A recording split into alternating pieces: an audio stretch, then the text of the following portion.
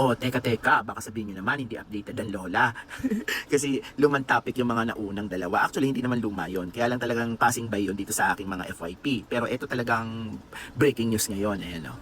So, President Marcos nagpatawag ng special session. So, ano ba ang gusto niya mangyari? Kasi ang dami raw, ayan, mga tertiary education act, ang daming act. Kung mababasa nyo, puros act. Oh, di ba? So, ayun lang ba talaga ang kanyang ang kanyang intention? Pero bago natin alamin niya kung ano pa yung iba niyang intention, ha? Yung mga assuming na intention. Charot lang. Tingnan muna natin kung ano ba ang special session. Saglit lang. So, eto na nga. Yan. A special session is a legislative organizational meeting held outside of the regular session or regular scheduled session. Government and institution most frequently use them for emergency management. Ibig sabihin siguro, nangyari ngayon dito sa panahon natin, since meron nga tayong mga ang dami pinagtatalunan, tapos kung ano-anong mga naipapasok, kasi like yung impeachment, etc. So, ang daming mga marikulyo sa Senado at sa House, siguro kaya nagpatawag ng special session. Aside from that, ang special session ay pwede rin gamitin during times of emergency, crisis, pwede sila mag-convene para magkaroon tayo ng mga special budget or emergency budget. Actually, dati ata si Tatay Dix nagpatawag din ng emergency session kasi kailangan ipasa yung mga budget for the pandemic before. So, mga priority bills, like yung ang dami na sinasabing mga bills na nilagay doon sa sulat nila, no? Tapos, ito pa ha. So, appointment and confirmation, used to vet, approve, or vote urgent executive nomination or judicial appointment. Meron bang judicial appointment tayo? Wala naman ata tayong judicial appointment na yun. Last na yung in-appoint ni BBM na isa, di ba? So natamang hinala na naman ako kasi ang pagkakaalam ko noon during the time of martial law, ano din yun 17 din yun, kaya nga lang September. Ang alam ko kasi, hindi pala special session. Nagtamang hinala lang talaga ako. Pinadlock pala ni Marcos ang Kongreso. Tapos siya ang naging legislative, siya pa yung judiciary during the time of martial law. Wala lang, sinabi ko lang, bakit trivia? As the same, may isa pang tamang hinala rin ako. Kasi unang-una na 'di ba, si Joel Villanueva, sabi niya a-attend siya. So makukumpleto ang quorum ng 13. Ang hindi lang natin alam kung ano ba ang purpose niya, kung bakit a-attend siya. Kasi sabi nga niya, tama na raw yung mga alitan, ganyan-ganyan, nag-speech pa siya. So huwag naman natin siya masyadong awayin, he did his best naman. Kaya lang talagang natural, kung sino yung nakaupo, siya talagang magwawagi, wala tayong magagawa. Kumbaga, nasa kanila nga daw yung beat, sabi ni Luistro, di ba? Ito naman. So huwag natin awayin lahat ng tumiwalag.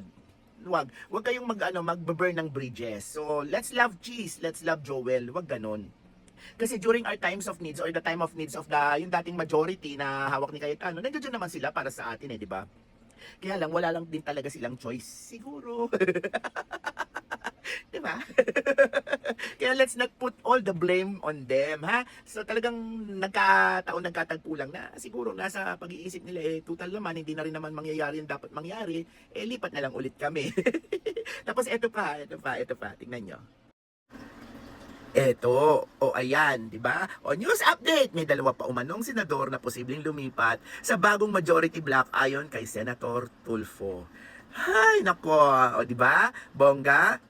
Sino ba inetch? Dalawa, ibig sabihin magkafatid ba yan? Letter V ba ang kanilang mga apelido? Yung may check ba ang kanilang simbolo nung sila'y tumatakbo?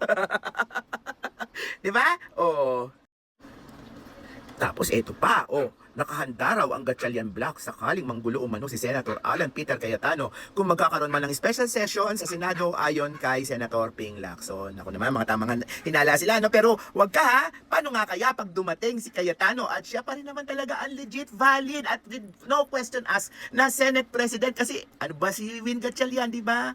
Pro tempore at saka acting lang siya. So, ano kaya nga harapin nila kapag kaganon? Pero ang sabi naman daw ni Kaping, wag daw underestimate kasi capable daw si Cayetano gumawa ng maski anong gulo. Kasi naman, 'di ba? Okay na 'yan. Tamang hinala pa kayo. 'Di ba may lilipat na ng dalawa pa? Diyos ko, 'di ba kung kumpleto na ang quorum? 'Di ba? Pwede na kayong mag-appoint talaga ng Senate President. So tama na ang paghihinala, ha? So ang tanong, pwede ba silang mag-elect ng bagong Senate President during a special session? Ang sagot, tinanong ko na ha. Nagtanong na ako. Yes, pwede raw. Uy, special yung tinanong ko. Kaklase ko nung high school. Attorney na siya. At nag-usap kami bogang-boga, kaya lang Lenny siya. Pero okay lang, batik kami. I love you. Alam mo, dapat naman kasi talaga, no, tayong mga tao, di ba? May political views tayo, may kanya-kanya tayo. Pero just the same, sa tulad na sinabi ko kanila, you don't burn bridges. Kasi naman yung iba naman kasi grabe, no? Masyadong panatiko. To the point na lahat ng kaaway nila sa politika, yung mga may ibang political views kaysa sa views nila, inaaway nila, no? Kayo talaga mga pink, ba't kayo ganyan? Charot. O ilang beses na ako nakaranas niya na, kaya hindi nyo naman de-deny sa akin yan. Dami nang umalis sa akin dahil sa ano. Mahilig pa naman akong mangurat. Yes, pwede allowed daw during the special session o di atin si Joel Villanueva. Plus may dalawa pa, okay na, palitan na si SP Cayetano, tatanggapin na namin yan kasi kompleto na yung quorum. Hindi yung basta gumagawa lang kayo ng quorum ninyo. Kasi nililito nyo ang constitution sa totoo lang, kayong gumagawa ng drama. Eh ngayon, pagka nagawa na yan, hindi mo may magagawa pa ba naman kami? Di tatahimik mo lang kami. Eh di congratulations. Bitter gourd na kami, di ba? O okay lang. O, ayan pa, ito pa, o. At dahil nga dyan, dahil sabi ni Joel Villanueva, attend daw siya ng special session, pinapurihan ka agad siya ni Calacson. Sabi niya, importante talaga yung special session and I appreciate at I admire attitude ni Senator Joel Villanueva na ikinukonsider niyang sagradong duty ang pag-attend ng special session. O, di ba, bongga, di ba? Ano na to, tawag nito, yung mga upuan, inaangat na. But anyway, para sa akin naman talaga, importante nga naman talagang maipasa talaga yung mga dapat nang ipasa. O, tapos mai-veto na yung mga dapat i-veto, di ba?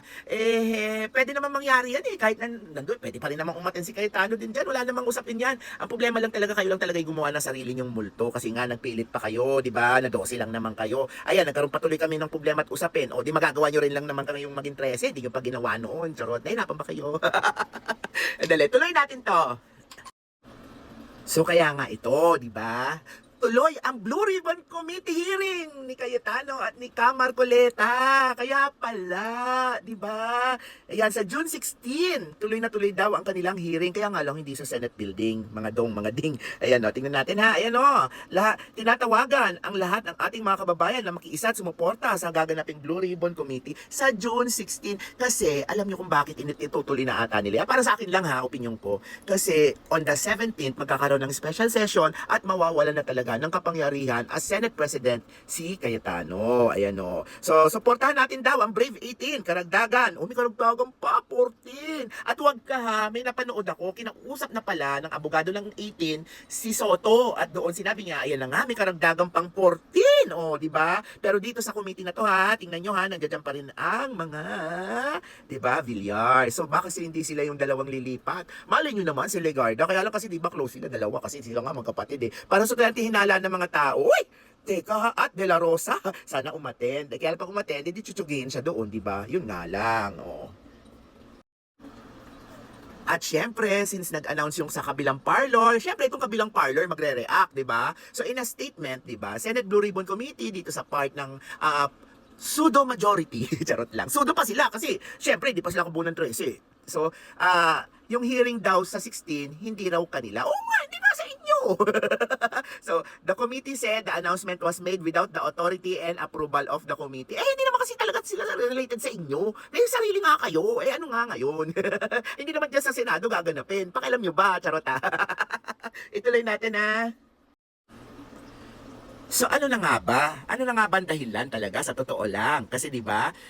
Dito nga tinatanong nila, who will lead the Senate, 'di ba? Kasi legally speaking talagang si Cayetano pa rin. Kaya lang gusto ni BBM natural si Win Gatchalian. Para sa akin, Chinese naman kasi yan, charot. Biglang Chinese yun. Biglang dinuguan yung Chinese no? Gulit si Risa dyan. Hoy, wag kayong maloko dyan ha. The special session could settle the leadership or expose a deeper crisis of power and legitimacy. Hindi na nga ni. Kasi nga di ba magkakaroon na sila ng totoong quorum. Ang dami-dami na nila. Si Joel Villanueva plus the other two. Alam nyo, papahuli na ang lola. Nabisi lang ang lola kasi nasira yung pressure tank, yung pressure pump. Hindi pa uhuli ang lola sa ano. Kung meron silang showbiz chika, o ako merong poly chika, o ano ka ba? O kaya gob chika. Updated ang lola nyo, no? Diyos ko naman, yun na talaga magiging dahilan ng mga pagtanda ko. Pero mind you hindi ako laging green. Oo, pag kami nakita ko masama sa green, syempre kikibot-kibot din ako. For the meantime, I like Sarah. Kasi gusto ko rin, kung ano yung nararamdaman nyo, kung ano nagugustuhan nyo, it's the same. It's as good as mine, di ba? So eto, papopcorn na naman tayo sa 17. Ano na ba ngayon? 15 na ba? Teka ha, naloloka. Ay, 16 na. So, ibig mo sabihin, mamaya na yung Blue Ribbon Committee. Tama ba? Tama ba? Teka, na-excite ako bigla. Ay, 16 na nga. Allah. So, mamaya, chikahan ulit tayo. Papopcorn na naman ako. Sige, tulog ng lola ha. Kasi gigising na naman ako maaga. Kahit nagtrabaho ko, anong oras na? Alas 4 na oh. Oy, please support me ha. Wala nang problema. Diyos ko, kakaloka ang mga mundo ngayon, di ba? Pagkakitaan natin, charot, hindi pa naman kumikita itong Facebook ko, no? Ayaw nyo kasi dagdagan. Di ba? O, sige, bye-bye! Till tomorrow. Kasi, di ba, Blue Ribbon.